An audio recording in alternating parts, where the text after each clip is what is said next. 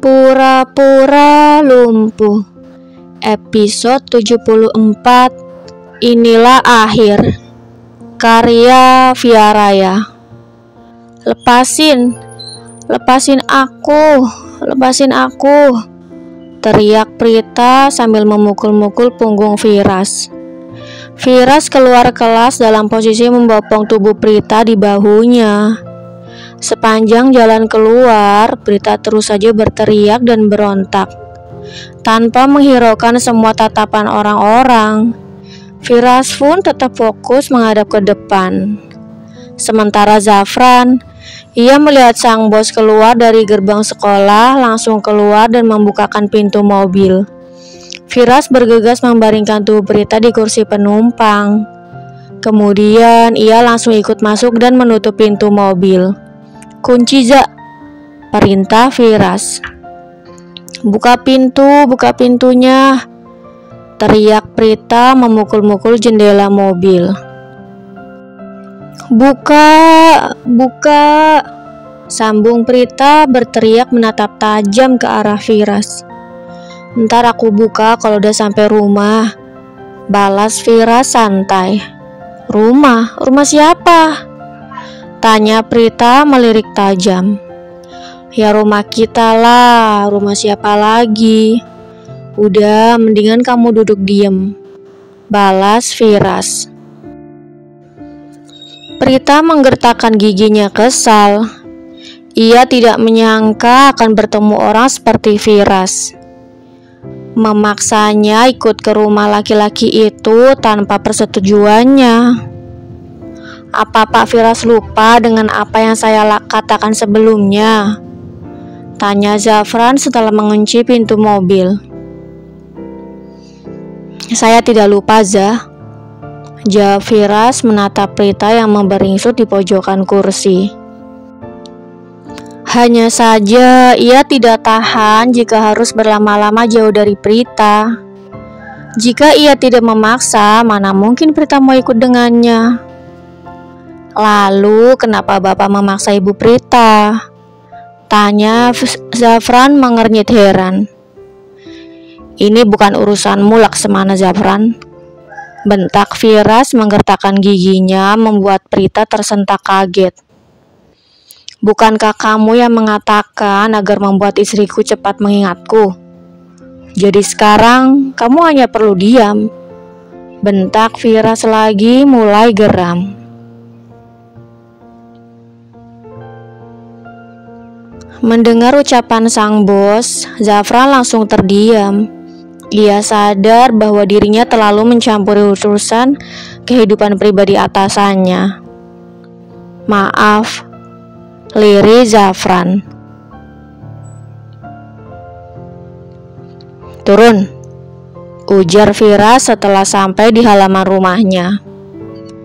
"Kamu mau turun apa mau aku gendong?" ancam Firas. Iya, ini aku mau turun." "Bawel banget sih jadi om-om," sungut Prita terpaksa turun. Jika tidak, maka ia akan menyesal karena Firas akan mengangkatnya dan mengurungnya di kamar.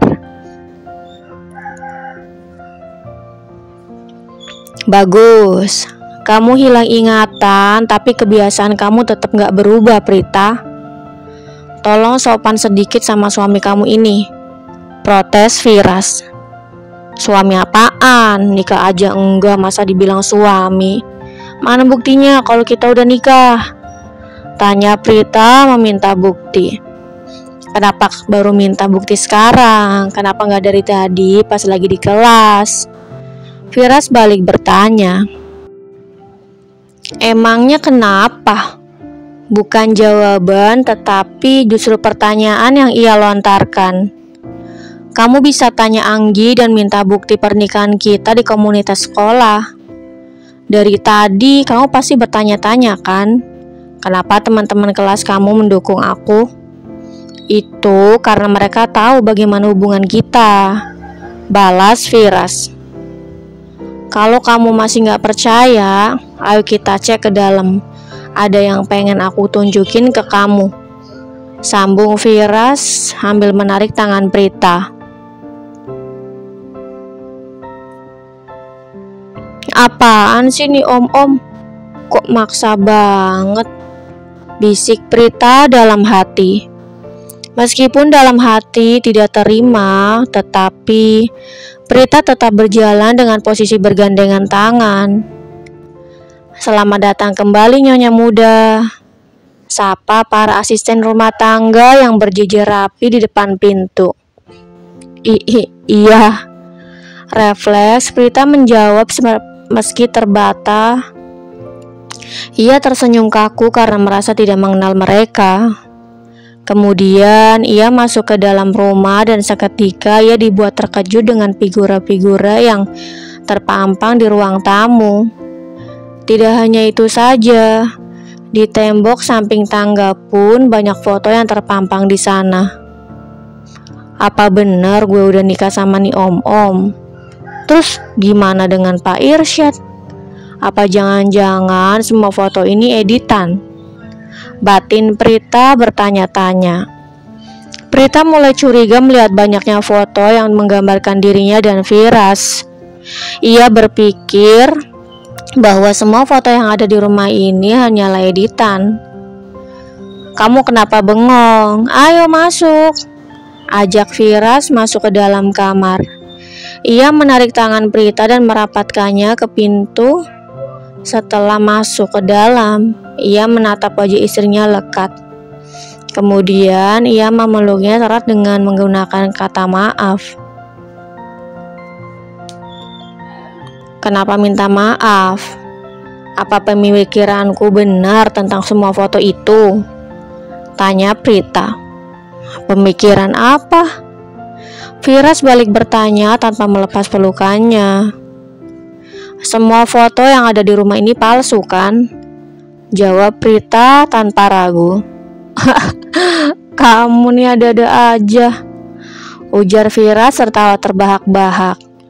Ia melepaskan pelukannya dan mengacak rambut istrinya gemas. Kenapa ketawa? Benar palsu kan?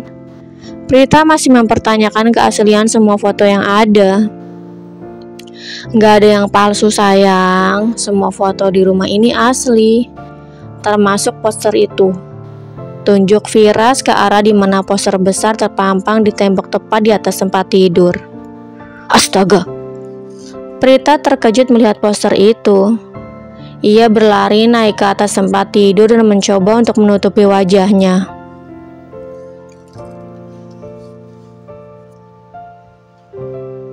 Kenapa malu? Tanya Firas berjalan mendekat dan menarik Prita agar duduk. Aku udah biasa lihat muka bantal kamu kok. Jadi kamu gak usah malu. Justru menurut aku, kamu paling cantik ketika baru bangun tidur. Sambung Firas membuat pipi Prita merah karena malu. Apaan sih, gombal banget deh, ujar Prita malu-malu. Serius, ngapain aku bohong sama istri aku sendiri? Aku gak peduli entah kamu ingat sama aku atau enggak. Yang paling penting kamu ada di sisi aku. Dan satu lagi, ada calon anak kita di sini yang udah gak sabar pengen lahir ke dunia. Balas Firas merangkul bau istrinya sambil mengusap calon anaknya. Maksud kamu apa? Tanya Prita mengerutkan keningnya bingung. Iya, anak kita. Aku udah gak sabar pengen cepet-cepet gendong dia, saut Firas menunjuk ke perut istrinya. Aku hamil? Gak mungkin, tanya Prita tidak percaya. Kenapa enggak?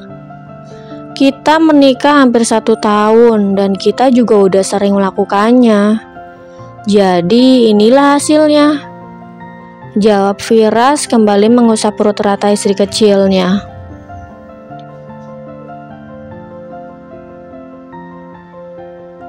Prita memijit-mijit pelipisnya yang terasa sakit.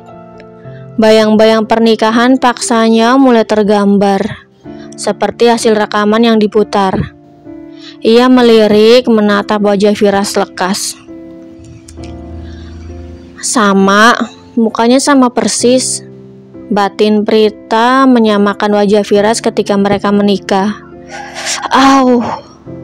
Pekik Prita kesakitan sambil menyentuh kepalanya.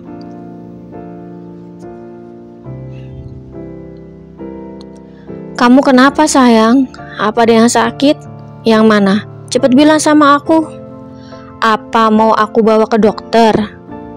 Firas memberondong pertanyaan karena khawatir. Namun bukannya menjawab, Prita justru tersenyum. Kenapa senyum-senyum? Aku tanya mana yang sakit. Di sini Om, balas Prita menyentuh dadanya. Semua gambaran mengenai masa lalu yang telah ia lupakan mulai kembali. Meski matanya tertuju pada Firas, tetapi pikirannya melayang ke masa lalu. Semua jelas tergambar bagaimana kehidupan pernikahannya. Sakitnya kayak gimana? Mendingan kita ke rumah sakit. Ayo bangun. Firas bangkit dan mengulurkan tangannya agar Prita ikut bangkit berdiri. Prita bangkit berdiri dan turun dari tempat tidur. Ketika Firas menarik tangannya, ia justru menahan. Kenapa? Tanya Firas mengernyit bingung. Bukan sakit itu yang aku maksud, balas Prita dengan nada merengek. Terus sakit apa? Tanya Firas semakin bingung. Prita bergegas mengacu bibir suaminya singkat. Sakit hati karena rindu, balas Prita tersenyum. Kamu ingat sayang? Kamu udah ingat semuanya? Tanya Firas menyentuh kedua pipi istri kecilnya yang kemudian diangguki oleh Prita. Firas langsung menarik Prita ke dalam pelukannya. Ia terus menggumamkan kata terima kasih dengan pelukan yang penuh kerinduan. 1 minggu berpisah dengan sang istri rasanya seperti berpisah selama bertahun-tahun. Lepasin Om, aku gak bisa napas, protes Prita. Maaf, aku terlalu bahagia, balas Firas melepaskan pelukannya. Kemudian ia mengecup kening dan kembali memeluknya. Gimana lukanya? Udah sembuh? Tanya Prita. Kamu ingat? Iya, aku ingat semuanya, balas Prita. Kamu mau coba lihat? Tanya Firas mengangkat sedikit baju di bagian perutnya. Iya, coba aku pengen lihat. Firas duduk di pinggiran tempat tidur sambil mengangkat bajunya. Ia menunjukkan bagaimana luka di perutnya yang sudah mengering. Sementara Prita, ia mengusapnya perlahan dan mengecupnya. Udah aku kasih obat. Besok pagi pasti udah gak ada bekasnya. Canda Prita berpura-pura layaknya ibu peri.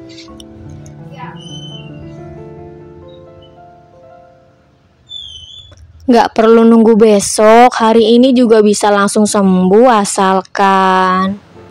Firas sengaja menghentikan ucapannya memberi Prita kode. Om Firas, teriak Prita mengetahui maksud suaminya. Ayolah sayang, udah 1 minggu lebih loh gak dijamah. Bisa-bisa nanti lumutan kalau gak mau. Bujuk Firas memohon dengan nada manja.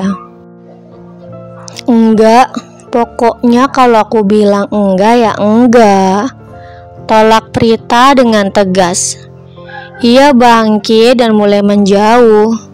Ia takut harimau yang sedang lapar akan memangsanya. Stop, jangan dekat-dekat, Prita berteriak mengingatkan. Firas menggeleng pelan dan tetap berjalan mendekat. Sampai pada akhirnya Prita tersudut di depan pintu.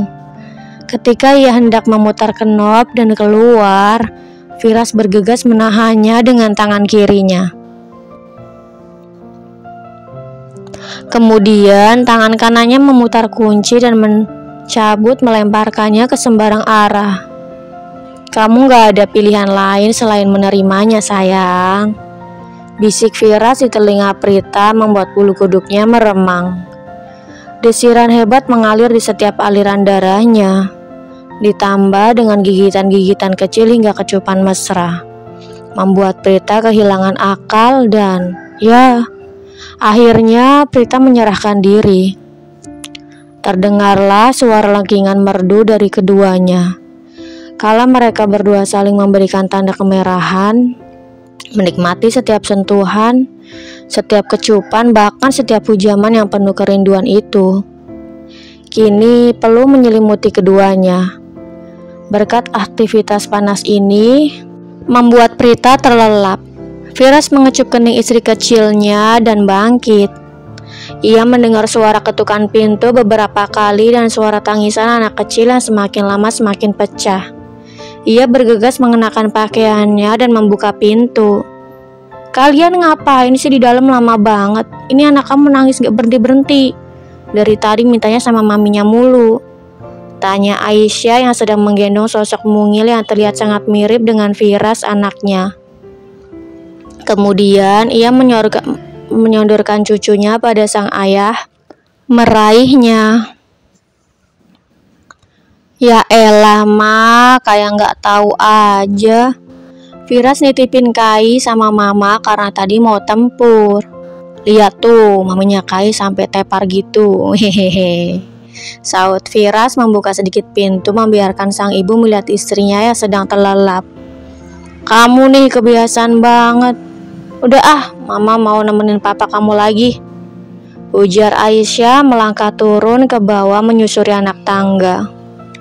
"Sekarang waktunya papi main sama jagoan," ujar Firas mengangkat tinggi-tinggi tubuh mungil putranya, membuat bocah mungil itu tertawa terbahak-bahak. Sore harinya, Prita merasa ada tangan yang meraba-raba wajahnya. Kemudian terdengar suara-suara anak kecil memanggilnya. Ketika ia membuka mata, malaikat kecilnya menepuk-nepuk wajahnya, meminta agar lekas bangun. Ia tersenyum meraih tubuh mungil itu dan memeluknya. "Papi gak dipeluk juga," ujar Firas membuat Kai, si bocah mungil itu merentangkan kedua tangannya. Mereka bertiga saling berpelukan dan tertawa bahagia. Inilah akhir dari kisah Prita dan Firas dengan kehadiran Kaison Korten yang berusia 1 tahun.